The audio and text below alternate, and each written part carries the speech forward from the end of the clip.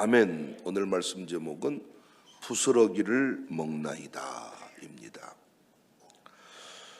우리는 흔히 믿음이 크다는 것은 더 많이 구하는 것이고 더 간절히 매달리는 것이며 더 큰 응답을 받아내는 것이라고 생각을 합니다. 그래서 기도하다 보면 어느 순간 이런 마음들이 우리 안에서 올라옵니다. 이 정도 믿었는데, 이 정도 했는데, 이 정도 기다렸는데, 이 말 속에는 기대도 있고 간절함도 있고 어쩌면 억울함도 섞여 있습니다. 그런데 오늘 본문에 등장하는 한 여인은 전혀 다른 말을 합니다. 이 여인은 더 큰 것을 요구하지 않습니다. 오히려 이렇게 말합니다. 부스러기를 먹나이다. 27절 여자가 이르되 주여 올소이다마는 개들도 제 주인의 상에서 떨어지는 부스러기를 먹나이다. 이 말은 포기 선언이 아닙니다. 체념의 고백도 아닙니다. 이 여인은 아무것도 안 주셔도 됩니다라고 말하지 않았어요. 그저 부스러기면 충분합니다. 이렇게 말했을 뿐입니다. 놀라운 것은 그 다음입니다. 예수님께서 이런 고백을 한 여인을 향하여 이렇게 말씀했다는 거예요. 28절 이에 예수께서 대답하여 이르시되 여자여 내 믿음이 크도다. 내 소원대로 되리라. 그때로부터 그의 딸이 나으니라. 우리는 이 대목에서 멈추어 설 필요가 있습니다. 오늘 본문은 큰 믿음을 가진 사람이 무엇을 요구했는가의 이야기가 아니에요.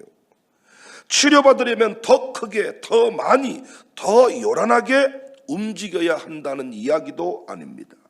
우리는 보통 이 본문을 이렇게 풀어왔습니다. 나를 불쌍히 여기소서. 겸손하게 외쳐야 한다. 뒤에서라도 소리쳐야 한다. 포기하지 말아야 된다. 이 말들이 틀렸다는 게 아닙니다. 그런데 최소한 오늘 본문에서 그렇게만 해석을 하고 적용을 한다면 우리의 믿음이, 신앙생활이 어느 순간 두 갈래로 갈라져 버리는 수가 있어요. 절망과 교만이 자리하고 있습니다. 절망은 이렇게 말하겠죠. 나는 저만큼 못하니까 안 되는 거예요. 교만은 또 이렇게 말하겠죠. 이 정도 했으면 받아야지. 할 만큼 했는데 왜 병이 안 낫는 거야?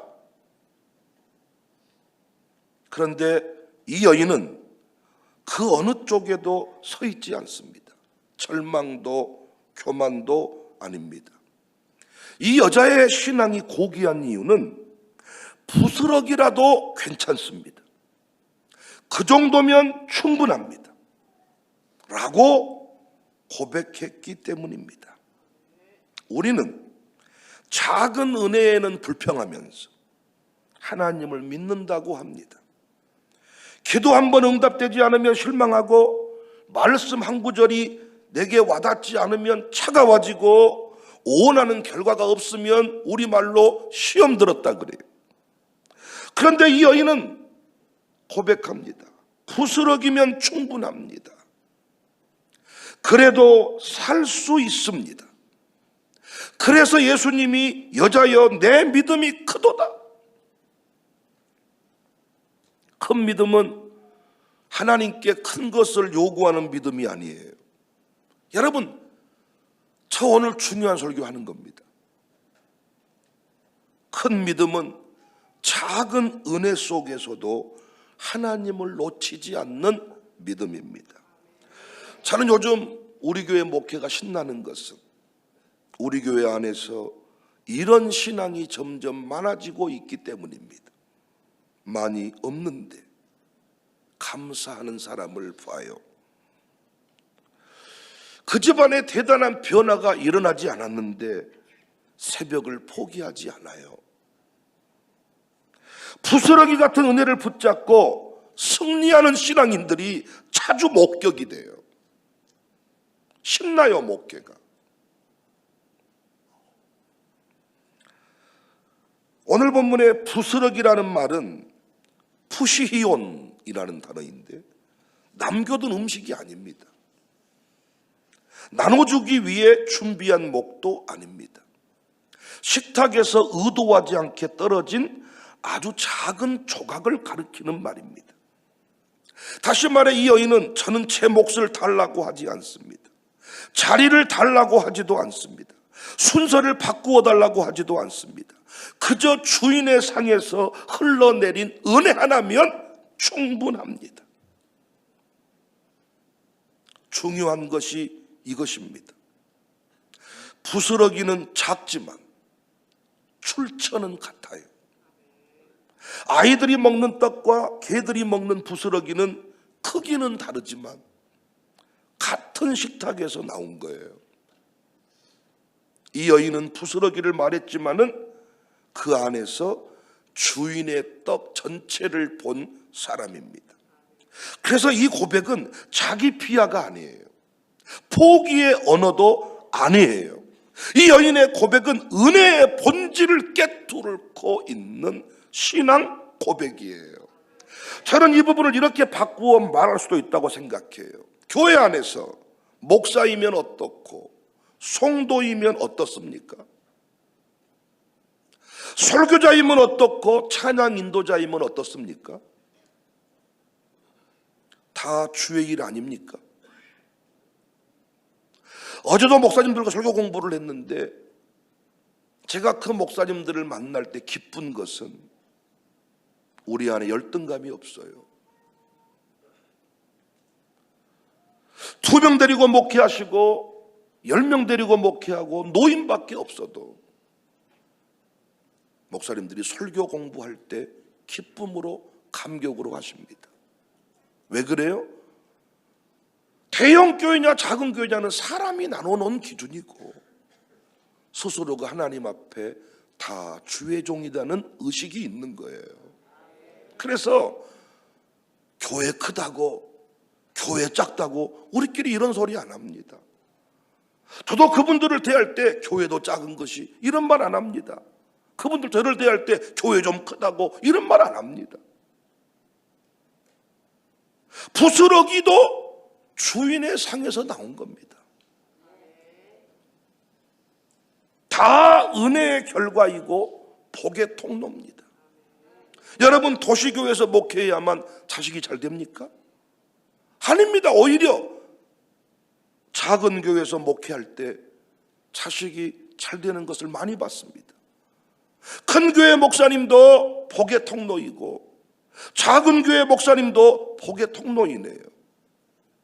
권사님도 은혜의 결과이고 그냥 성도도 은혜의 결과네요. 양육사면 어떻고 총무면 어떻습니까? 양육사도 은혜의 결과이고 총무도 은혜의 결과가 아닙니까? 오늘날 우리가 식탁 위인가 식탁 아래인가를 따지는 것이지 다 주인의 상에서 흘러내린 은혜 아니냐고요. 그런 관점에서 시편 기자의 고백이 다른 느낌으로 다가오더라고요. 시편 84편 10절에 주의 궁정에서의 한 날이 다른 곳에서의 전날보다 나은즉 악인의 장막에 사는 것보다 내 하나님의 성전 문지기로 있는 것이 좋사옵니다.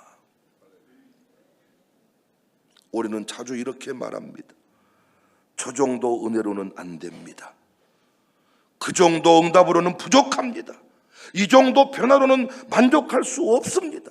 그런데 오늘 본문의 여인은 말합니다. 그 정도면 충분합니다.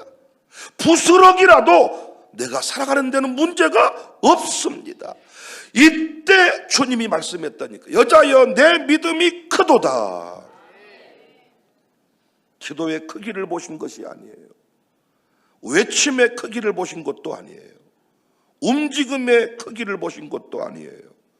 예수님이 보신 것은 작은 은혜 하나로도 하나님을 전부로 믿을 수 있는 이 여인의 중심을 깨뚫고 칭찬하셨습니다. 이 여인은 떡을 요구하지 않았지만 떡의 능력을 의심하지 않았습니다. 부스러기를 말했지만은 그 부스러기 안에 치유의 능력, 생명의 능력, 주인의 사랑이 담겨 있음을 의심하지 않았단 말이에요. 큰 믿음은 큰 것을 달라고 떼쓰는 믿음이 아니라, 큰 믿음은 하나님이 흘려보내시는 작은 은혜 하나에도 전부를 거는 믿음, 이 믿음이 큰 믿음이라고요. 교회 안에 늘 얼굴이 드러나는 부서가 있고 누가 그 일 하는지도 모르는 부서가 있잖아요.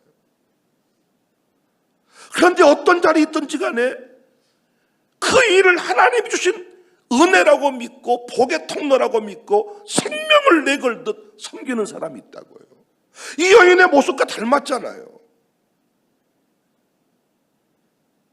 찬양팀은 빠진 줄 안 빠진 줄 그냥 압니다. 저도 오늘 무대 위에 서서 스포트라이트 조명받고 설교합니다. 그런데 조명 없이 은밀하게 일하는 부서가 더 많습니다. 저만 복 받습니까? 제 아들들만 잘 됩니까? 조명이 없는 곳에 일하는 분은 자식이 안 풀립니까? 그게 아니라는 거예요.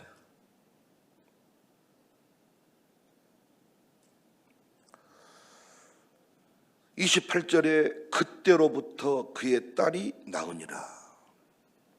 여러분, 은혜는 크기 때문에 능력이 있는 것이 아니라, 우리 아멘하고 넘어갑시다. 은혜이기 때문에 능력이 있는 거예요. 은혜이기 때문에. 오늘 우리가 붙잡아야 될 믿음이 이것입니다. 떡을 달라고 소리치는 믿음이 아니라 부스러기를 생명으로 아는 믿음. 집을 넓혀달라가 아니라 살 수 있는 집이 있음에 감사하는 믿음. 큰 집도 하나님이 주신 거고 작은 집도 하나님이 주신 거잖아요. 미국에 살게 하신 것도 하나님의 은혜, 한국에 살게 하신 것도 하나님의 은혜. 어떤 분은 미국에 가야 되는데 미국에 못 갔다고 성질 내고 한국을 지옥으로 만들어버린 사람이 있을 수 있습니다. 대기업에 들어가서 일한 것도 하나님의 은혜, 동네 기업에서 일하는 것도 하나님의 은혜. 모든 것이 다 하나님의 은혜다. 부스러기도 하나님의 은혜다. 은혜이면 족합니다. 광주의 중심부에 살고 있는 것도 하나님의 은혜. 이렇게 광주의 기퉁이에 살아도 하나님의 은혜. 앞으로 지켜주셔야 한다가 아니라 여기까지 온 것만도 기적입니다. 여기까지 온 것만으로도 충분합니다. 이 여인의 고백이 그 고백이라고요. 저도요 본문을 그렇게 보지 못했습니다. 이 본문이 진짜 그렇게 안 보였습니다. 소리쳐라, 포기하지 말아라, 불쌍히 여겨달라고 겸손하게 구해라, 이렇게만 해석을 했어. 그러다 보니까 신앙이 두 갈래로 갈라져 버리더라고요.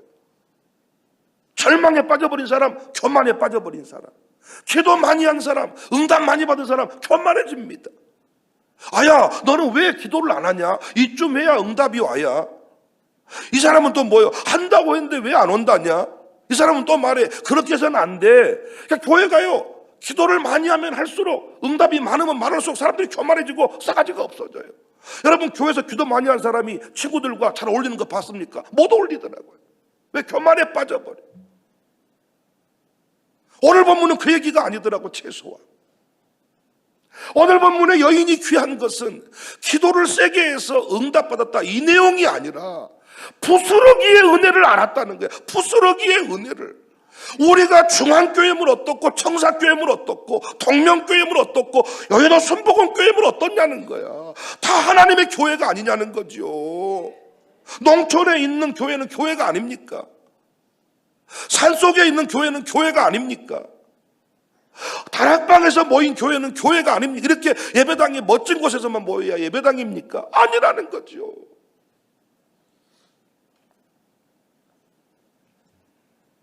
꼭 이 모습이어야 합니다가 아니라 초라한 모습이라도 우리는 무엇을 받았으니? 구원을 받았으니 구원의 은혜를 이미 받았잖아요. 꼭 이 모습이어야 합니다가 아니라 초라한 모습이어도 괜찮아요. 전용대 목사님, 세상에서 방황할 때 불렀던 전용대 목사님이 이제 돌아가셨습니다. 산천성 소아마비인가 이 장애를 딛고 최초 복음성가 세상에서 방황할 때 주여 이재인이 이 노래를 부르셨는데 어떤 모습으로 서 있든지 간에 그래서 그분의 노래를 들으면 많은 분들이 가슴이 울린 이유가 왜 그래요? 이렇게라도 쓰임받을 수 있음에 감사. 멀쩡해도 예수님 믿지 않으면 지옥 가는 거고 몸이 불편해도 예수님 믿었으니 천국 가는 거고 하나님 자녀가 되었고 이미 우리는 은혜를 받았습니다. 여러분 어디 노소 가다 오셨습니까? 올 때 어떻게 자동차 기름값이 없어가지고 자전거 타고 오셨습니까? 우리 교회도 보니까 없다고 하지만 최소한 그랜저요. 11일 전 못해도 그랜저는 타고 다녀. 그랜저 아무나 탔습니까? 성공해야 탄 차가 그랜저입니다. 우리는 내가 정해놓은 기준이 있는 거지. 이 정도는 해야. 이 정도는 해야.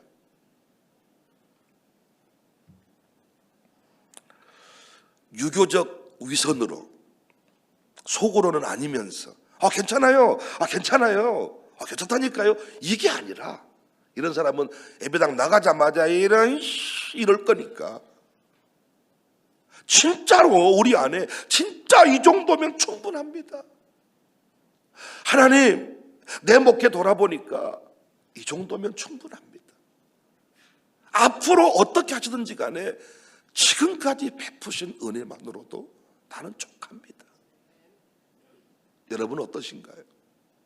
이 정도 한다고 했는데 하나님이 이따위로밖에 대접을 안 해줍니까? 이야 하나님 내가 어떻게 하나님을 섬겼는데 이렇게 나를 대우하면 안 되지. 내 딸이 아파요 지금. 나 할 만큼 했잖아요. 이런 마음이신가요? 아니면 하나님 부스럭이라도 충분합니다.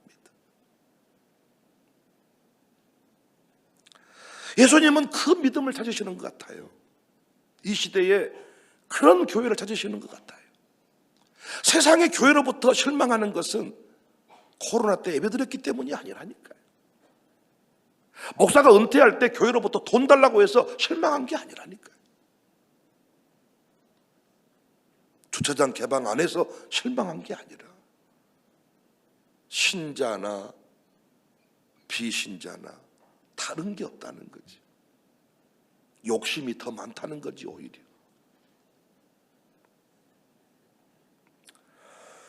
사실 우리가 놓치고 있는 진실이 이거예요. 부스러기는 은혜가 작아서가 아니라 우리가 기대한 방식이 아니었던 거죠. 주인의 상에서 떨어진 건 다 은혜야. 그 주인이 어떤 주인이에요? 우주 만물을 지으신 주인이잖아요. 근데 우리는 부스러기 이런 방식이 아니라 고급 포장지에 들어있는 이런 은혜를 기대하는 거죠. 떡이 아니어서 실망했지만 그 부스러기 안에도 주인의 생명과 능력은 그대로 담겨 있는 거죠. 큰 예배당에서 설교한 목사님만 영감이 있을까요? 아니에요.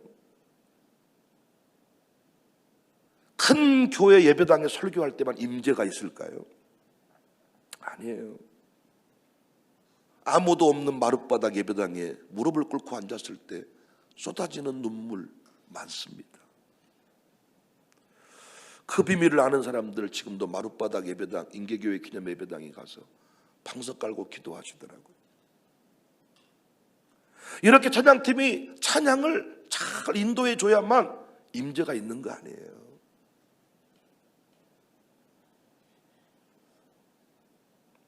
예수님은 이 여인을 불쌍히 여겨서 칭찬하신 것이 아니라 예수님은 이 여인이 은혜를 정확하게 알고 있다는 것에 관해서 기뻐한 거예요. 우리는 작은 건 내가 한 거고 큰 것만 주님이 준 거예요. 에? 이렇게 옷 사 입는 거 이런 거 있잖아요. 이건 다 내가 한 거예요. 옷 입을 때 감사하는 사람이 별로 없어. 차도 내가 산 거지 하나님 준 거 아니에요. 할렐루야. 암 정도 고쳐줘야 하나님 고쳐준 거예요? 그렇습니까? 감기는 하나님이 안 고쳐준 거예요? 여러분 감기 한번 걸려서 죽어보실래요? 감기가 얼마나 무서운 병인 줄 압니까? 모든 병의 출발이 감기예요. 하나님이 오늘 또 고백한 것처럼 호흡마저도 다 주의 것인데 우리는 이렇게 밥 먹는 건 내가 먹는 거예요. 하나님 먹여준 거 아니고. 운동해서 건강한 거지 하나님 뭐 도와준 거 아니에요. 그러니까 건강한 내 몸을 보면서 감사하는 게 별로 없는 거예요. 뭐 해야 돼? 날씬해져야 돼. 그래야 은혜예요. 그러니까 건강한 거에 대해서는 감사가 없고 내가 원해놓은 기준이 있다는 거야. 얼굴은 예뻐져야 되고 기미는 안 끼어야 되고 아무리 먹어도 턱선은 살아있어야 되고 이런 원칙을 정해놓으니까 맨날 내 몸뚱아리 보면서 어째 살이 이렇게 어째 몸매 어째 얼굴이 이따위로 생겼을까 이러면서 우리는 정말 여러분 우리 교회가 깊어지고 있는데 저는 요즘에 이런 분들을 많이 만납니다. 내 믿음이 크도다. 내 믿음이 크도다. 헌금을 많이 하고 어떤 하나님 앞에 큰 헌신을 했기 때문에 큰 게 아니라 은혜의 가치를 은혜의 비밀을 알고 있는 사람, 주인의 능력을 온전히 인정하는 사람. 우리는 지금까지 은혜로 살았습니다. 앞으로도 은혜로 삽시다. 부스러기의 은혜의 비밀을 깨닫고 하나님 충분합니다. 정말 충분합니다. 진짜 충분합니다. 내 믿음이 크도다.